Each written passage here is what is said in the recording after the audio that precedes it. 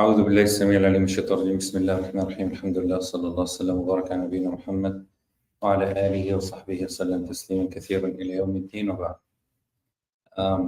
Before we start, we must reflect on what's going on first before we dive into our topic or our book.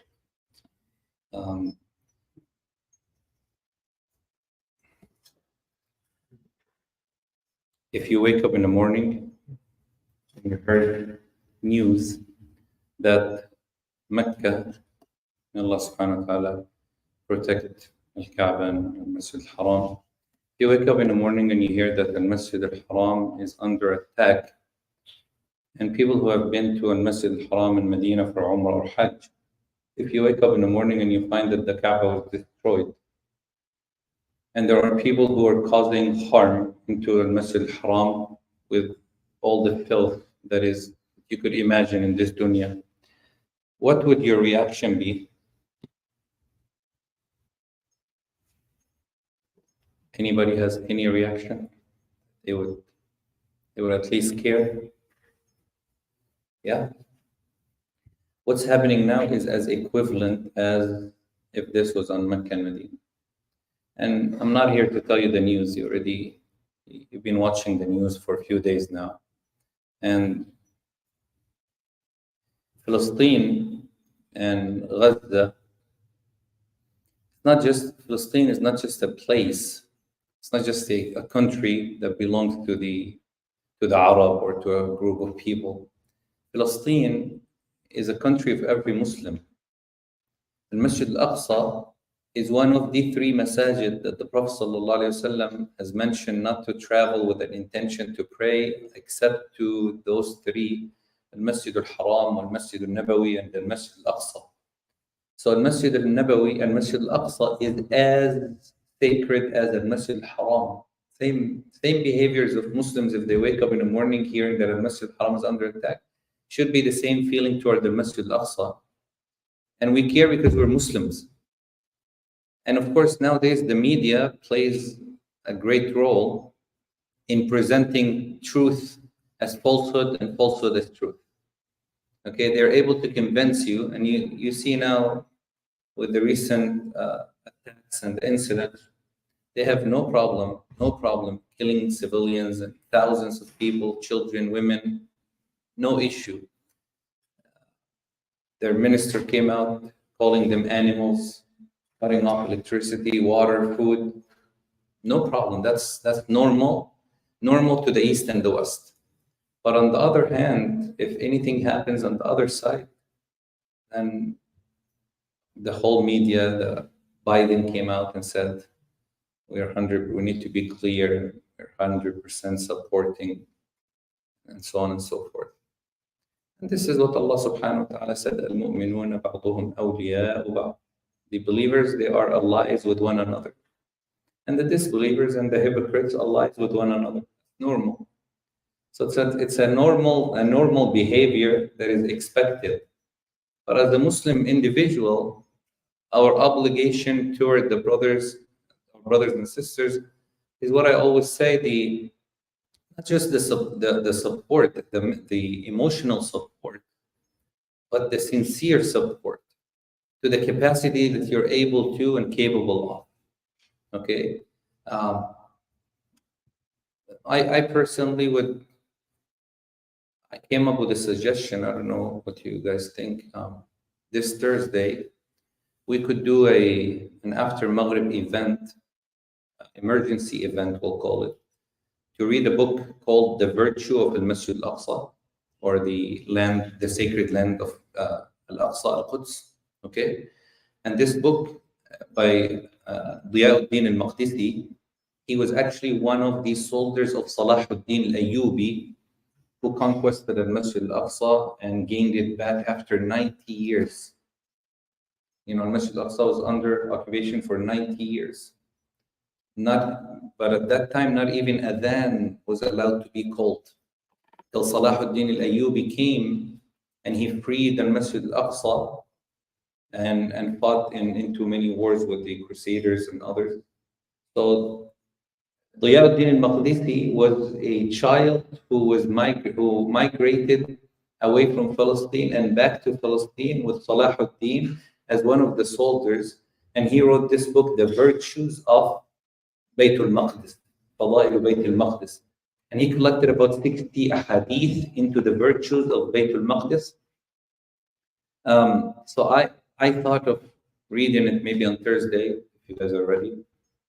And then we pray, inshallah, with Surah Al-Isra, Aisha, make dua for our brothers and sisters, because this is the minimum we could do. I'm not going to say the most we could do, to be honest, because there's a lot that people could do nowadays, especially even spreading out the news and telling people about it and making people, teaching people about it. And I'll be very open and very honest. I don't think anything will change with protest and burning flags and all that. That's just burning your energy out, and at the end you go home and sleep. I know why people do it, and I feel their sadness and I feel their anger, and I know.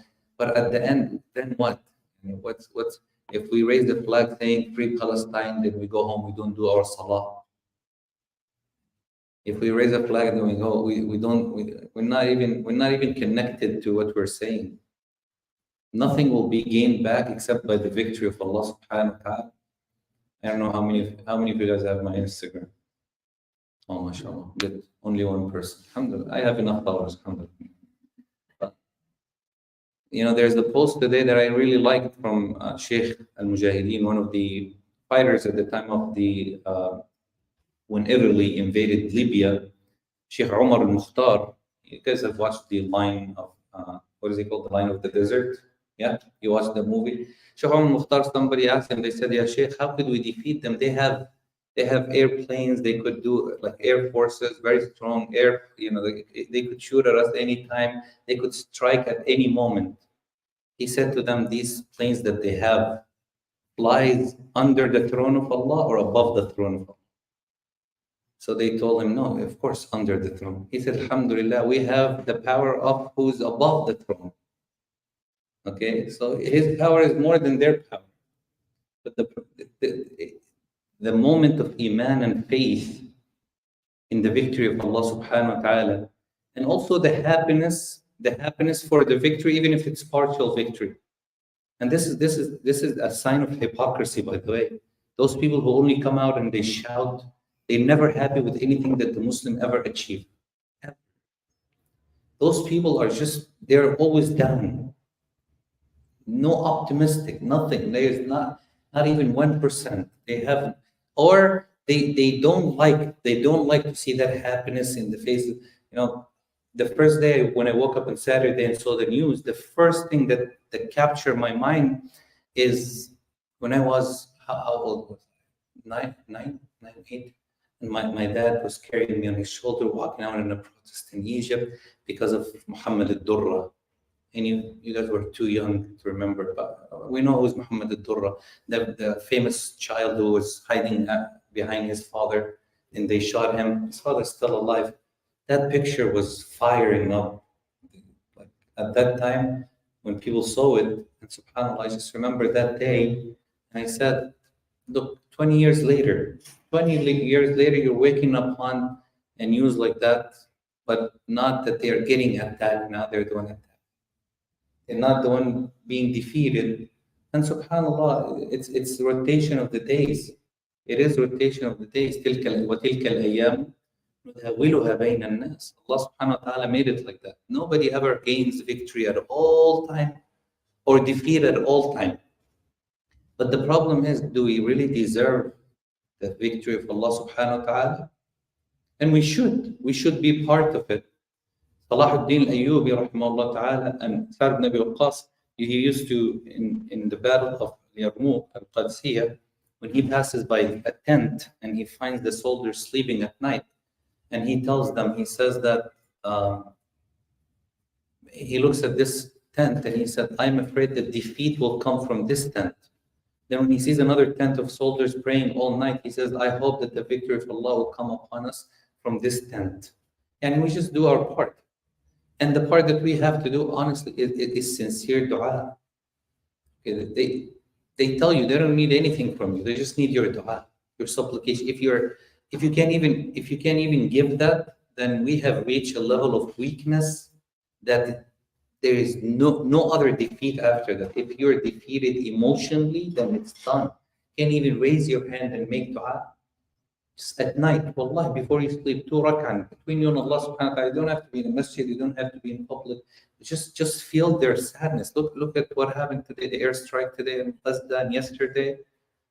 Thousands of civilian people, they're dead. On the other hand, you see people tell, oh, don't touch them, we're Muslims, we're not gonna touch them, we're not gonna harm you. These people don't care, they just tell you, we're gonna cut everything till you die. That's the point.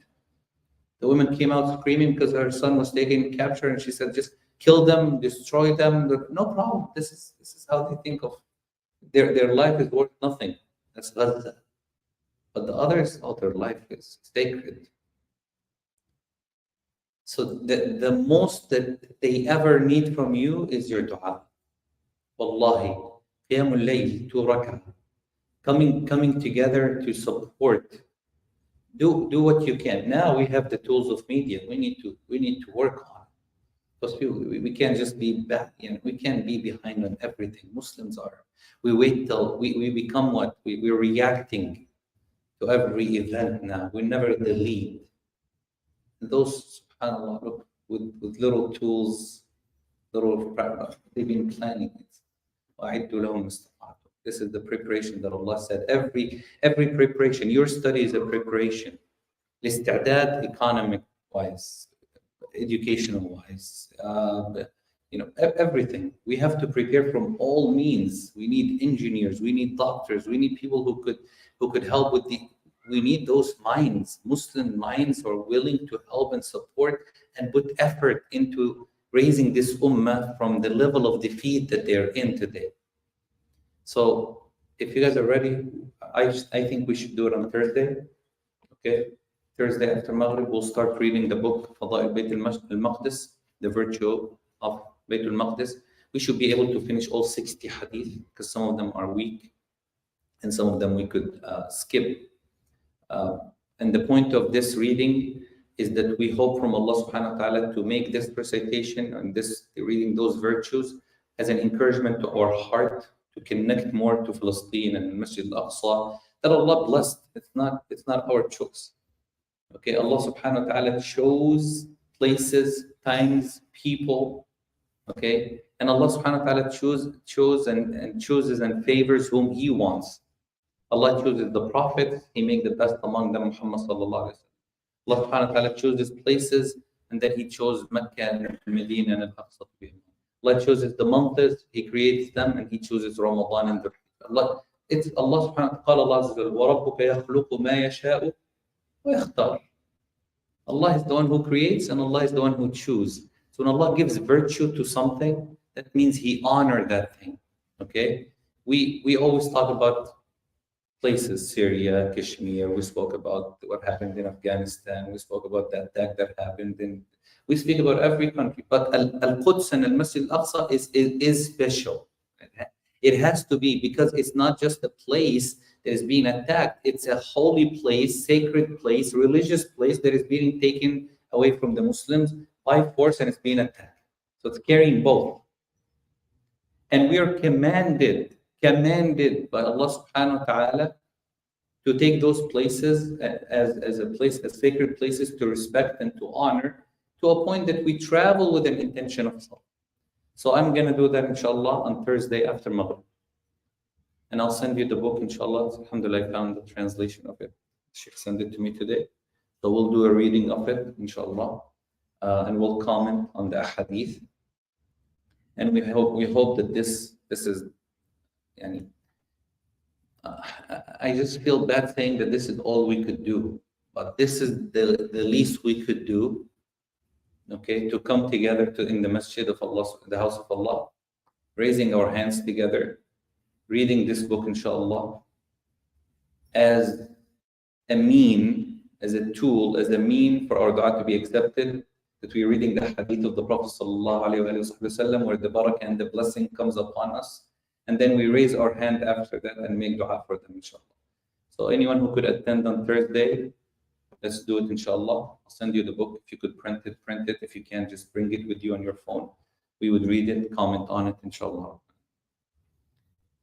May Allah subhanahu wa ta'ala give our brothers and sisters victory, and may Allah protect them and save their lives and their honor and their dignity. And we ask Allah subhanahu wa ta'ala to accept their shuhada, and we ask Allah subhanahu wa ta'ala to give them the support and to bless them with His power and His support. And this is all they need. إِن يَنْصُرْكُمُ اللَّهُ فَلَا غَالِبَ لَكُمْ. If Allah gives you victory, no one could defeat you. No one could withdraw it away from you if Allah gives it to you. So that's why we always make dua for Allah to give us His victory, for us to deserve the victory of Allah subhanahu wa ta'ala. Have hope in Allah subhanahu wa ta'ala. Have hope that Allah subhanahu wa ta'ala is near you when you call upon Him. Ask Allah subhanahu wa ta'ala to save their lives and to protect them under this attack. We ask Allah subhanahu wa ta'ala to bless them with patience and acceptance of the qadr and the qada of Allah subhanahu wa ta'ala. Allahumma. طيب, let's start inshallah. Sorry we took a little longer, but let's, where you said we were at? Line 1? كذا. طيب, قال كذا حكاية مقال ناطقي في جنب الأنبياء بغير لائق ما لم يسقه غرض شرعي له كأن يحذره غبي. He said, line 14 from the. Let me ask you first. Let's just refresh, because I know a lot of you are sleepy by now or maybe sad. I wanted to cancel the class today, but feeling bad. Just watching the news makes my heart just feel the sorrow and the sadness. But at the same time, I have so much hope in what happens. I'm just happy. Just happy that Allah, just happy that there are men out there who are children at a point of time, that they are carrying on the honor of this ummah. Just saying, the men have grown. That's all we're saying. The men have grown, and they're defending our honor, our izzah. So the least we could do is just to live with them with our hearts. Just to, I don't want you to pass through the news just going scrolling and being okay. I just want you to stop with every news and look at it and get your heart to feel that sadness. Nabi Sallallahu Alaihi Wasallam, he said, Wallahi, every step you have taken, you had a group of people who got the full reward like you. قال يا رسول الله, they didn't come out with us. They were in Medina. قال حبسهم العذر. They were locked by an excuse. And we hope that we're not among those people. He said they're weak, their children, their elders, their women. They stayed behind. They couldn't come. They had an excuse not to come. But they got the reward of every step you have taken. This is in the Battle of Tabuk, which was called the Battle of Hardship. They said, Ya Rasulullah, how come? He said they were making dua for you at all time till your return. So Allah gave them the reward of every action that you have done. So if we're not with them, at least we say we feel your pain. We feel it. Even we don't have to say it in public. We don't have to go out and say, I feel their pain. It's in the heart. Ask Allah subhanahu wa ta'ala to accept them. So what are some of the prohibition of the tongue that we spoke about? Bismillah. Why are the sisters are okay back? Yeah. Are you locked in the back? It's empty.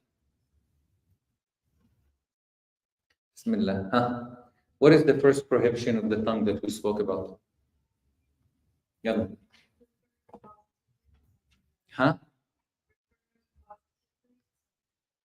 Okay. Mumtaz. Number 2. We say making anything positive or good that is haram. 2, making anything that is haram, that is halal, sounds evil, or speaking about it. 3,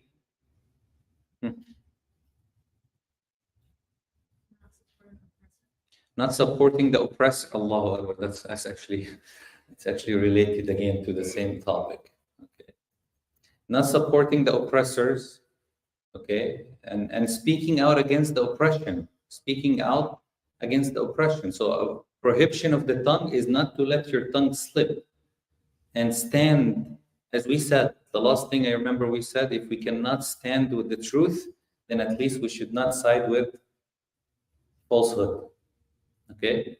If you can't say the truth, this is better to return to Allah quiet, silent, than coming in the day of judgment, being among those who are with the oppressors. Okay? طيب. Number 3, قال كذا حكاية مقال ناطقي. So it is also prohibited to relay what is heretics, meaning what the heretics are saying that have said about the prophets. So it is not permissible for an individual to insult a prophet or to speak ill or bad of them or to mock them or to speak of anything that they have done in a way that is evil, and also not repeating things that others have said about their religion unless, he said, unless there is a legislation reasoning for it, meaning unless you're saying those stories, okay, for a valid reason, such as warning an ignorant person. يعني you're telling people don't say this because someone used to say that. قالت اليهود وقالت اليهود يد الله مغلولة غلت أيديهم ولعنوا بما قالوا. If someone is repeating this verse and they're reciting that, they're reciting a statement of the disbelievers, you shouldn't repeat those statements unless you clarify that you're not the one saying it. You're just repeating it to teach someone, to tell someone, don't say that, or you're telling someone this is what they said. That's not what you said. So that's what he means. قال كذاك أن يقول في غير تلاوة عصى آدم ربه على. Again, it is also as he gave you an example, he said, it is like a person, it is prohibited to mention a prophet. No, it is also prohibited to say Adam disobeyed his Lord if one is not reciting Quran. So you shouldn't say Adam disobeyed Allah. It's disrespectful to say that. Okay, you're saying Adam alayhi salam, Allah subhanahu wa ta'ala made his qadar for him to disobey, so he would be kicked out of Jannah for us to live on earth. But you shouldn't be talking to someone. For example, you're saying to someone, subhanAllah, you're just like the son of Adam. Adam did it before, he disobeyed Allah. That's very disrespectful, talking about a prophet like that. And a lot of time you read in other than the Quran, the scripts that they claim that it's, whether it's the Bible or the Tawrat or whatever the books are, there is a lot of stories about the prophets that are unbelievable to accept as a narration even about a prophet, like the story of Dawood alayhi salam, David, and what happened and in his life. Very disrespectful. When you read it, you say, no way a normal human being would behave like this. Imagine a prophet. Okay, so when you're narrating a story or when you're telling a story to someone, do not narrate it in a way that sounds like you're insulting or you're speaking ill or about a prophet. So Adam alayhi salam, he disobeyed Allah subhanahu wa ta'ala, yes, by the command of Allah subhanahu wa ta'ala, for a reason, for hikmah, for wisdom, for us to be here today. Okay, but we shouldn't say like someone was leading salah and he said فعصى آدم ربه وعصى آدم ربه فغوى الله أكبر. That's unbelievable. Adam disobeyed Allah and he was misguided. Allahu Akbar. I said to myself, if he finished the other ayah says Allah have chosen him and Allah has led him to repent and he accepted his repentance. Why did he stop here and said Allahu Akbar? That gives the very bad impression. Allah, one more ayah only. Okay, and then the problem would be solved. So when we're speaking about a prophet, we have to speak in the best manner. Okay, in the best manner about this prophet, regardless. And that's why a lot of people, they tell you, for example, when they talk about the seerah, Muhammad, he did this, and who is Muhammad? Nobody said anything. Sallallahu Alaihi Wasallam. Exactly. Can you imagine Allah subhanahu wa ta'ala in the Quran, he never called the Prophet ﷺ by his name? Never. Allah never called upon him by name. he did to every prophet. قال يا آدم, يا إبراهيم, يا نوح, يا زكريا, يا يحيى. Every prophet Allah called him. When he came to Muhammad sallallahu alaihi wasallam, he said, يا أيها النبي, يا أيها الرسول. Never called upon him. Even when he mentioned his name, he gave him the title. He didn't call upon him. He said, Muhammadun Rasulullah. وَمَا مُحَمَّدٌ إِلَّا رَسُولٌ. Look at this is respect. This is Allah subhanahu wa ta'ala talking, not me and you. He's calling Rasulullah sallallahu alaihi wasallam, and Allah could call Rasulullah by any name he wishes subhanahu wa ta'ala. He could call him Ya Muhammad. It's Allah who created him. Allah is above everybody. And he called all the prophets like that. But the Prophet ﷺ, when he came to him, he said what? Ya ayyuhan nabi, O Prophet of Allah, do this. But when he came to Adam, Ibrahim is the best after Rasulullah sallallahu alaihi wasallam. How did Allah call upon him? قال يا إبراهيم قد صدقت الرؤيا. Ibrahim. But Rasulullah sallallahu alaihi wasallam, he holds a status. And all the prophets do. Okay? قال الله عز وجل لا نفرق بين أحد من رسله. We do not differentiate between the prophets. Yani we do not say there is one who's better than the other because the other. لا. We say they all are great. They're chosen by Allah subhanahu wa ta'ala. But of course, the virtue that Allah gives to individuals over the others for his qadr. He has a plan for that. So when you speak about a prophet, you speak in the best of manners. When you say a prophet, you say sallallahu alayhi. Okay? Or you say, Prophet so-and-so said. You don't say, Nuh got on the ark and he was so... Who's Nuh? Seriously. He is either Prophet Nuh or Nuh alayhi salam. So it's either you say Prophet Nuh, okay? Or you say Nuh alayhi salam. Either or. But just giving a prophet by his name or calling him by his name.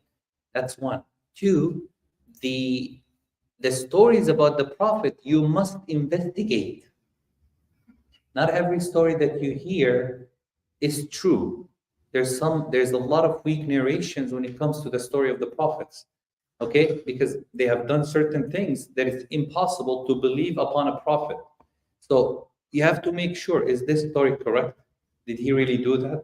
Or is just made up story? So that's what the Shaykh is referring to. Okay? قال وذكر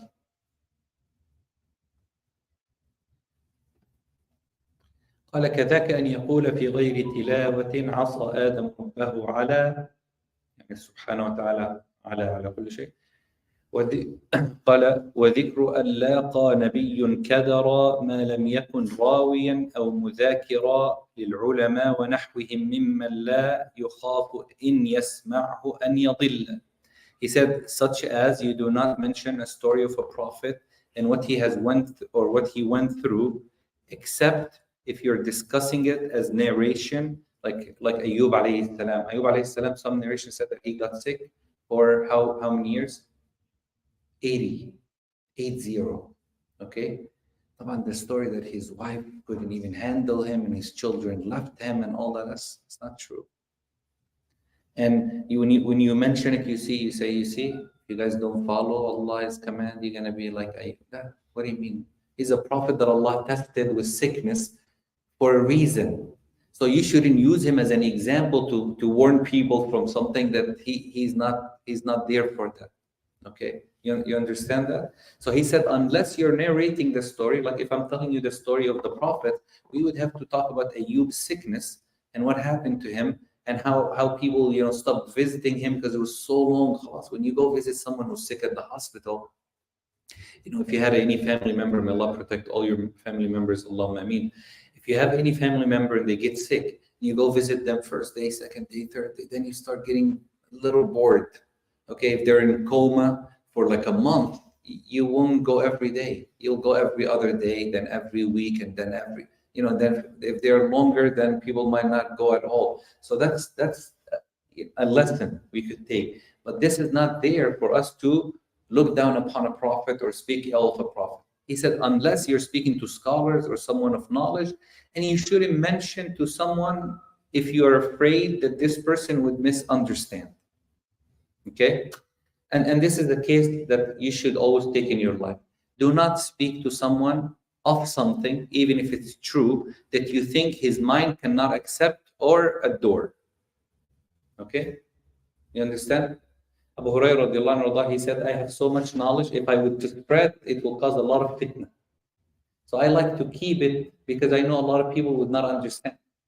There's a lot of things that people might not understand.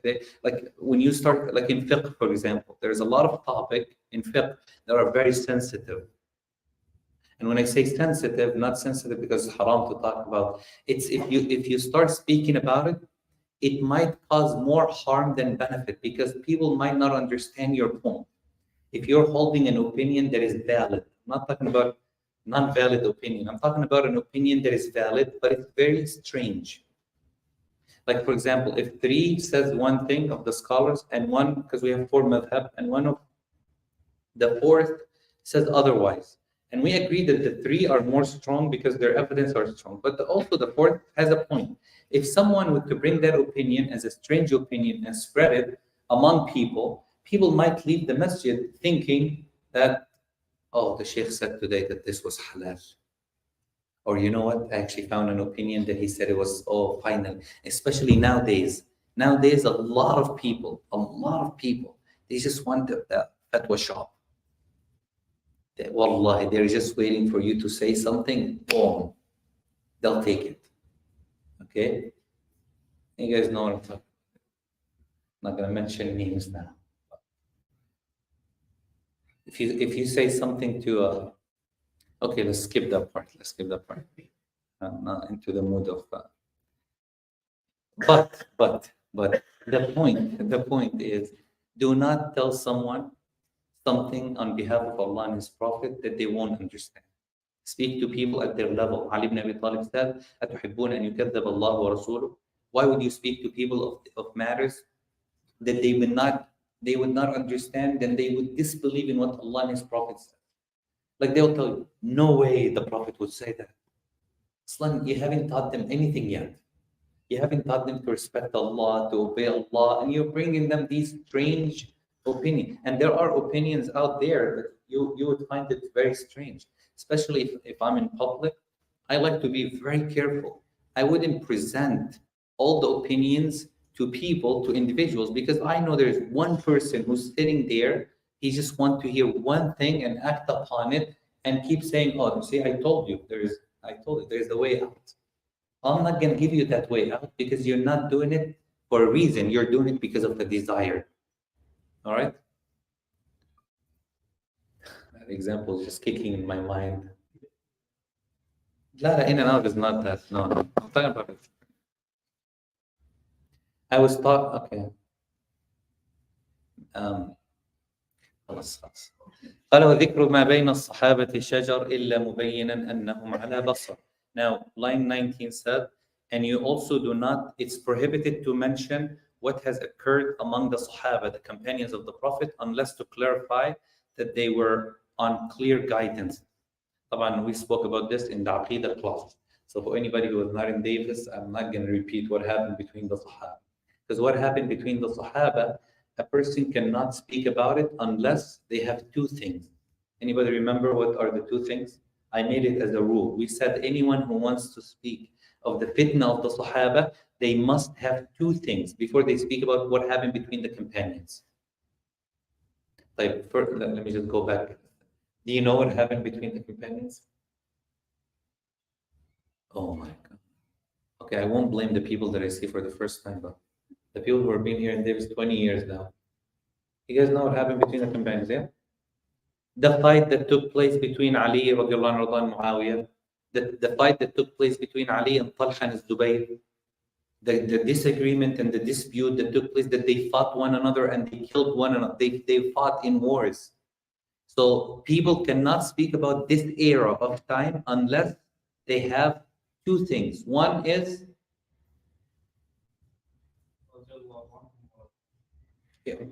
so what's a person should speak about it with two things. We already said piety and knowledge.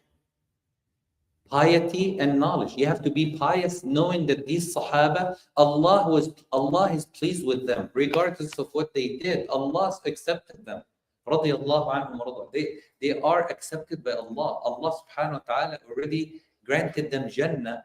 Okay, for example, Ali ibn Abi Talib radiallahu anhu, when he went out after the killing of Uthman, and he wanted to delay the revenge from the killers of Uthman. The ones who wanted to take revenge from the killers of Uthman were Muawiyah in Damascus, Talha and Zubayr in Medina. So they left to Mecca. They convinced Aisha radiallahu anha to come out with them, because if the Sahaba saw Aisha in the middle, they'll stop the fight. So they wanted to bring her to reconcile. So when Aisha got out and they had the gathering to reconcile, they agreed upon, Khalas, Ali is our Khalifa, Talha and Zubayr, and Aisha was going back to Mecca, Talha and Zubayr are going back with Ali ibn Abi Talib, and then they would reconcile, become one army, take revenge from the killers of Uthman. Fine. At night time, some of those who revolted against Uthman came and they burned both tents, the tents of Ali and the tents of Talha and Zubayr and Aisha. And then when they went to Ali, they were killing his people by the name of Aisha and Talha. And when they went to Talha's tents, they were killing their people by the name of Ali. So each group thought that the other group what? Betrayed them. So the war started the second day. Aisha was in the middle, radiallahu anha, and the Sahaba, they surrounded her camel, and that's why it was called the Battle of the Camel. So when the people who revolted against Uthman wanted to kill Aisha, and they wanted to, because if they kill Aisha, it will burn the fire more between the Sahaba. So what happened? Abdurrahman, Ali told him, go and slaughter the camel of Aisha, get her out of trouble and take her back, and then we'll solve the problem. Because the more that she's in, more fight will take place, because people are going to defend her regardless. So people are being dead. So this is one of the other battle between Ali and Muawiyah. Muawiyah is Uthman's uncle, Uthman's cousin. He wanted to take revenge for Ali ibn Abi Talib radiallahu anhu. So Ali ibn Abi Talib told Muawiyah, we will do that, but not now. And Muawiyah radiallahu anhu, he said, no, I want to take revenge for my cousin. So there's the war, the battle of Siffin. The battle of Siffin went on for days. 70,000 people got killed. That's a lot. At that time, today when we say 70,000, a lot of people are like, so what? Corona took more than that. By the qadr of Allah, of course. But 70,000 at their time means almost the Muslims who existed. Like this was the state of Islam. So Ali ibn Abi Talib and Muawiyah radiallahu anhu, they reconciled, and they had to sign a treaty between them, because the battle took longer than it's supposed to be. So this fight, all these names that I just mentioned to you are companions of Rasulullah. And all of them are guaranteed Jannah by Rasulullah. So no one has the right to speak about what happened among the Sahaba, except if they have what? Knowledge and piety. They're pious. Because most of the narration that came in that era of time did not come from Ahl Sunnah. And just keep it like that. A lot of the narration that came about this era of time came from other than Ahl Sunnah, and a lot of the narration that came in the books of Ahl Sunnah are added with the chains of non-Ahl Sunnah narration. And we already spoke about this in details when we spoke about the fitna of the Sahaba and the battle. Someone like Talha and Zubayr. Rasulullah sallallahu alaihi wasallam said, Talha is a shaheed in Jannah, and Zubayr will be killed, and the one who kills him was going to hellfire, and Zubayr is going to Jannah. So we cannot come and say now, because we believe that Ali was upon the truth, by the way. This is obvious. Everybody believe that? 100%. Because Rasulullah sallam, he said what? He said, the one who's the oppressors at that time from the two believers groups. So he called them what? Believers. But he said, the one who's upon the truth would be the one who has Ammar in his army, or the ones who kill Ammar are the oppressors. Ammar was in Ali's army, and when he got killed, Muawiyah was very smart too. Muawiyah is he's a genius. Rasulullah sallallahu alaihi wasallam, he wrote the Mus'haf, he wrote the Quran after Rasulullah sallallahu alaihi wasallam. He trusted him with the Quran. Muawiyah said, we didn't kill him. It was you guys who killed him because you brought him out to fight at age 80. So it's you who killed him, not us. So each one of the group was holding an opinion. When we're looking at it today, you guys have to think of history this way. When you're looking at history, you're not in it. You're out of it. So you're sitting out there. It's like, you know how the kids, when they watch a movie, or even us, when we're watching a movie, okay, I'm into soccer. I don't know about basketball or soccer. I know more about soccer. When we were watching a soccer game, the guys were sitting outside. They're like, if he kicked it that way, if I was the coach, I would move. Like, yeah, because you're just sitting here. You're not in the game. I'm in the game. I played soccer. I know how it is. If I knew how to kick it like that, I would have done it, man. Why are we sitting? Because we're outside. We're just looking at it. So right now, when we're looking at the Sahaba, we're outside of it. We're just saying, why did they even fight? Why didn't they just solve the problem? Why didn't they just let Ali radiallahu anhu rule and the story is over? Why did Muawiyah have to? Why? Because Rasulullah said it will happen. Rasulullah sallallahu alaihi wasallam, this is a prophecy of the Prophet sallallahu alaihi wasallam. In the hadith of Al-Bukhari and Muslim, when Rasulullah sallallahu alaihi wasallam was sitting down and his feet was in the well of water, and Abu Bakr Siddiq came in and he said to Abu Musa, he said, guard outside, don't let anyone in. He said, okay, till I give you permission. Abu Bakr came, he said, I want to go inside.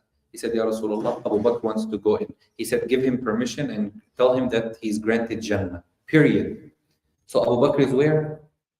Jannah. There is no doubt. We can't come today and say, well, what happened? Rasulullah died and Abu Bakr was promised Jannah. Then Umar came. He said, I want to go in. So Abu Musa said, Ya Rasulullah, Umar is outside by the door. Should I let him in? He said, yeah, let him in and give him the glad tidings of Jannah. So Umar is Jannah, period. There is no discussion. It's not us. We don't have the keys to Jannah or hellfire. Now, Uthman came. Rasulullah, he said, who's at the door, Ya Abu Musa? Abu Musa said, Uthman. He said, give him the glad tidings of Jannah and tell him that he's going to be afflicted with a big musibah, big trial, and he will be killed as a shaheed. So what happened with Uthman when he got killed in his house by those people who revolted against him and those Khawarij? This was already told by who? He knew he would die as a shaheed. So if somebody says, why didn't the Sahaba support Uthman? Who told you they didn't support Uthman? But regardless of what they would have done, he would have been killed because Rasulullah told him what? You be killed. Rasulullah, he said, you would wear a garment. Do not ever take it off, even if they force you to. The garment is the khilaf. He is the leader of the Muslims. And they wanted to take him off. And Rasulullah already told him, don't take it off. So he never stepped down because somebody could say, if Uthman just stepped down, wouldn't he be saved? He won't step down. He can't. It's prophecy of the Prophet ﷺ. It has to happen the way that Rasulullah ﷺ said it. So when we speak about the Sahaba, we have to understand that the Sahaba are pleased with Allah and Allah is pleased with them. Radiyallahu anhum wa radu anhu. Every single person of the Sahaba is mentioned in this ayah. And there are people, Rasulullah said, Abu Bakr in Jannah, Uthman is in Jannah, Ali is in Jannah, Umar is in Jannah, Talha is in Jannah, Zubayr is in Jannah, Sa'd is in Jannah, Ibn Abi Waqqas, Abdurrahman ibn Auf is in Jannah, and Abu Ubaidah is in Jannah. Okay, so these people are, these 10 people are in Jannah. 100%, no doubt. There is no doubt. So if we come and speak about them, Rasulullah sallallahu alaihi wasallam, he said to Ammar, when Ammar ibn As was saying something about one of the companions, he says, do not insult my companions. Wallahi, if one of them were to spend a handful of dust for the sake of Allah, and you were to spend 2 mountains of gold, it will not equal to their hand span. One handful of spending that the Sahaba would to spend. And if they pick up some dust from the ground and they give it out as, I don't know how much would that be? 10 cents, 5 cents. How much is it? I don't know. Yeah, you pick some sand from the ground and you sell it $1. He said if they pick something and they give it, it is better than one of you spending what? 2 mountains of gold. Aslan, none of us, if any of you guys ever become, mashallah, millionaire, you have 2 mountains of gold, contact me. Don't forget about me. But none of us would reach that. None of us would reach that level anyway. If we would to have 2 mountains of gold and spend it, we're not even equal to the Sahaba's handful. So there is no comparison. There is no way that we could even be equal. And the that Allah has done to them is what? What is the best thing that Allah have done to those Sahaba? Is that they accepted Islam and was with the Prophet ﷺ. That they are Sahaba, they're chosen by Allah. Ibn Mas'ud said, Allah have looked into the hearts of all the creation. He found no heart to be softer than the heart of Muhammad ﷺ and more pure. So he chose him to carry his message. And then Allah looked into the hearts of all his creation, Arab and non-Arab, everybody. And he found no hearts to be like the heart, pure like the hearts of the companions. So he chose them to be his companions. So every single companion is what? Chosen by Allah. It's me and you, we're sitting in Davis today. We're not companions. Have you ever, wallahi, have you ever wondered why we're not there? Because we're not chosen. We're here today. So how could someone like us even dare to speak wrong or ill of the Sahaba? That's why we always remember them and say, when I first came here, I used to go out with some of the brothers who used to do khuruj and jama'ah and all of that. So when they used to say one of the names of the Sahaba, they would say Hadrat Umar, Hadrat Uthman. And I was like, why are you guys saying that? What is this Hadrat? And we say Sayyiduna Umar, Sayyiduna. But then I realized later that look at, it's very respectful. Very respectful. Than just saying, Abu Bakr Siddiq did this. Radiallahu anhu. Hadrat Abu Bakr, Sayyiduna Abu Bakr radiallahu anhu ardah. This is a man that Rasulullah sallam said. Can anyone give me a hadith about Abu Bakr? Any hadith? Any hadith about Abu Bakr? Huh? Go ahead. How his power used to evolve along the equals.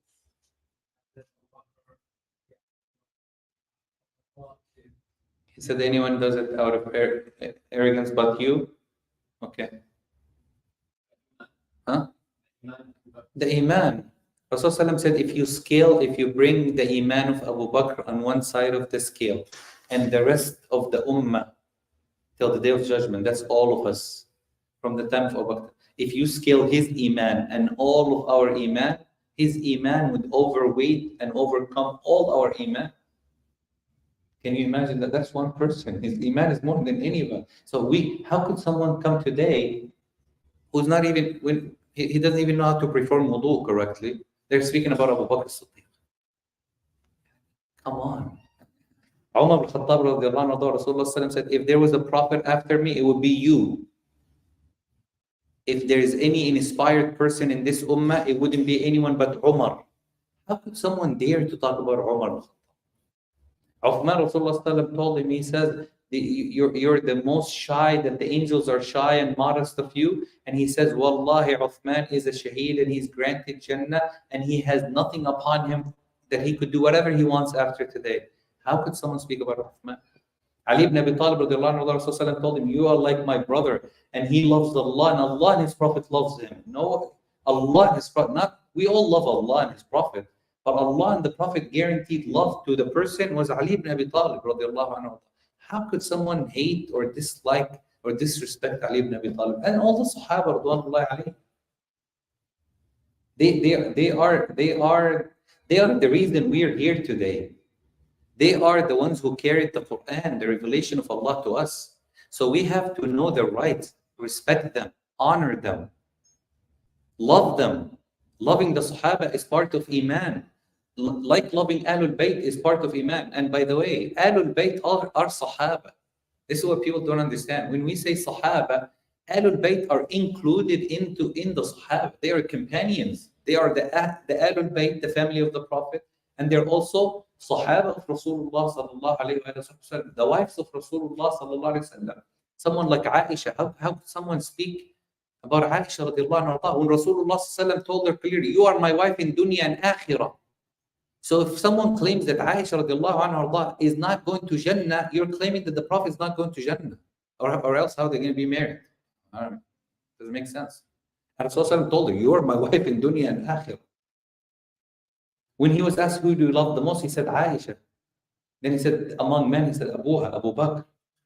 How could someone dare to speak about Aisha radiallahu anha warḍaha? Speaking about Talha and Zubayr, we already gave you that hadith. When Ali ibn Abi Talib radiallahu anhu warḍaha, a man came to him and he said, hey, I'm so happy today. He said, what happened? He said, I killed your enemy. He said, who? He said, Az-Zubayr. And you know, Az-Zubayr was Ali's what? Cousin. The sisters are sitting here. Brother, why? The sisters are here. You turn it off.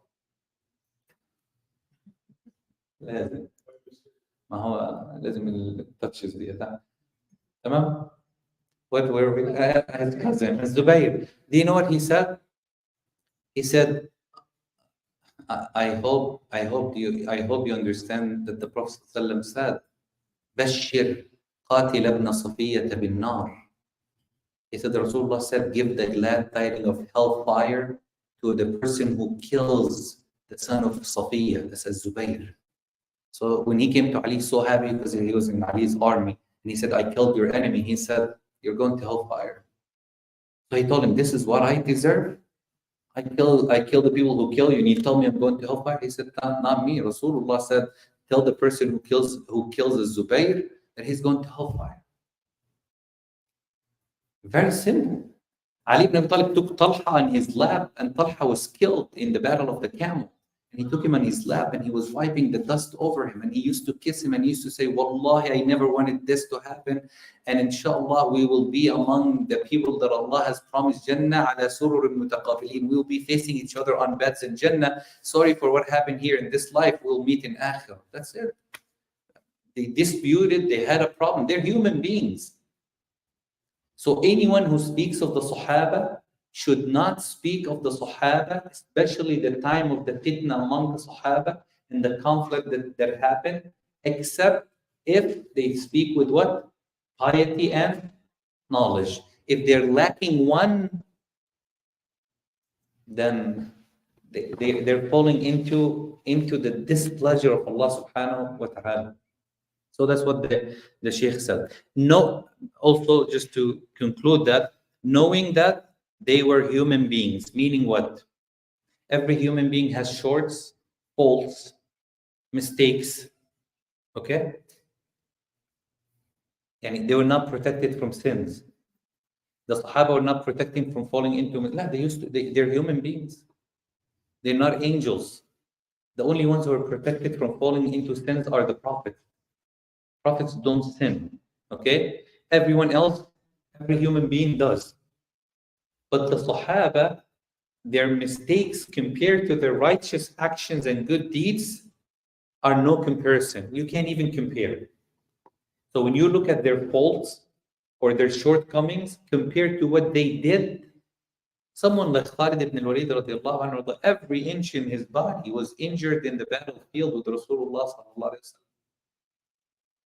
So many of them died as shuhada.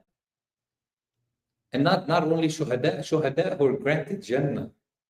Ja'far, Rasulullah said, Allah replaced him with wings to fly in Jannah. How could someone even think that to speak about the Sahaba without speaking respectfully, honoring them? So when we speak about the Sahaba, again, the time that took place, the fitna, the conflict that happened between the Sahaba, personally, I would say, if there is no need for it, pass through it, look over it. كما قال الحسن إن الله إن هذه فتنة قد عصم الله منها أسلحتنا فلنعصم منها ألسنتنا.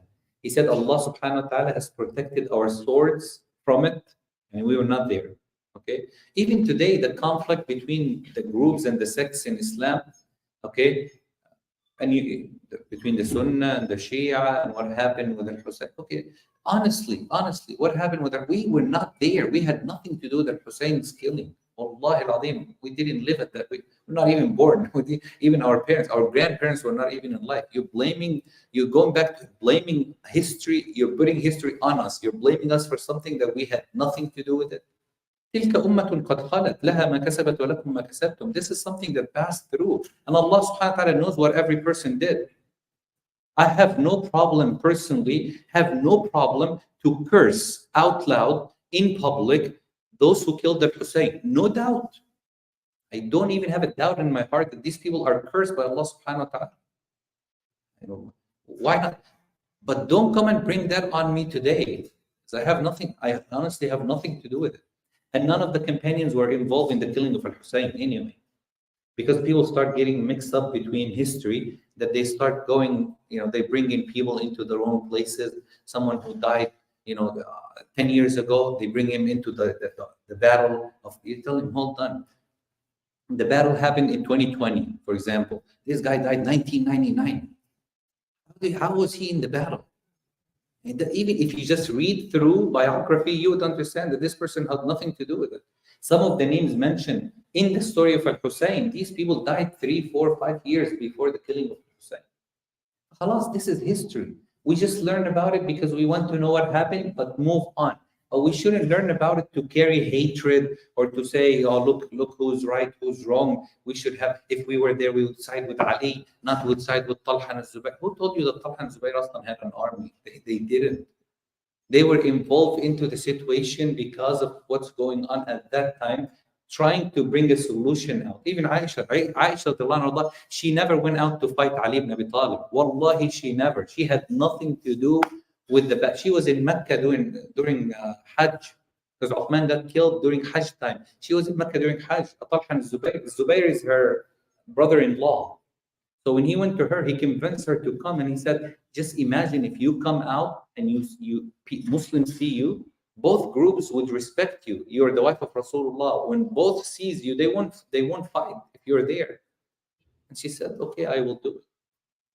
So you have to understand how they were thinking, even how they were thinking. Muawiyah radiallahu anhu, why was he thinking of revenge?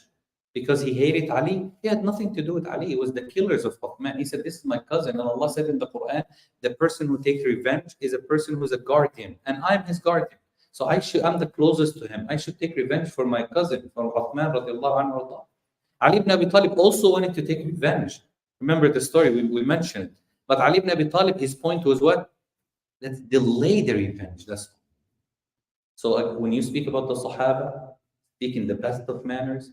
Do not let your tongue slip. Because in the day of judgment, those Sahaba are going to come into Jannah, and we're going to be in trouble if we speak about them. Like, we want to be with them. We don't want to be pushed away from them. And Rasulullah sallallahu alaihi wasallam.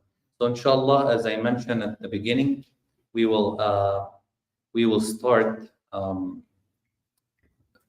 Thursday, inshallah, just for this Thursday only. We're going to do a book. We're going to read Fada'il Bayt al-Maqdis, a book written by Din al-Maqdisi, the hadith. He collected 63 hadith. So I want everybody to come out with an intention that this is a support to our brothers and sisters in Palestine and Gaza.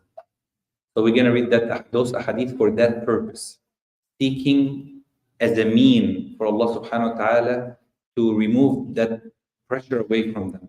So that book, I will send it inshallah tomorrow into the group, the Davis group. If everybody is in the group. If not, try to add yourself to the group inshallah, the classes, and I'll print the brother is working on the code, the QR code for the masjid and our pages and Instagram and others. So we'll post it inshallah, but I'll send the book. We'll come Thursday after Maghrib. Try to come, with complete wudu, dressed nicely. This is a hadith of Rasulullah, and we're coming just to read it with the purpose of making dua after it for Allah to release the hardship away from our brothers and sisters. And it's related to that Palestine and Bayt al-Maqdis, Fada'il Bayt al-Maqdis by Imam al-Maqdisi. And inshallah, we hope to get the ijazah or the chain of it. So I'll see you inshallah just this week, just Thursday this week. We don't have classes Thursday, just this week inshallah. We'll do it as a form of reading, as the ulama used to do before, a recitation of hadith inshallah. Jazakumullah khairan wa sallallahu ala nabiyyina Muhammad, alhamdulillahi rabbil alamin, barakallah.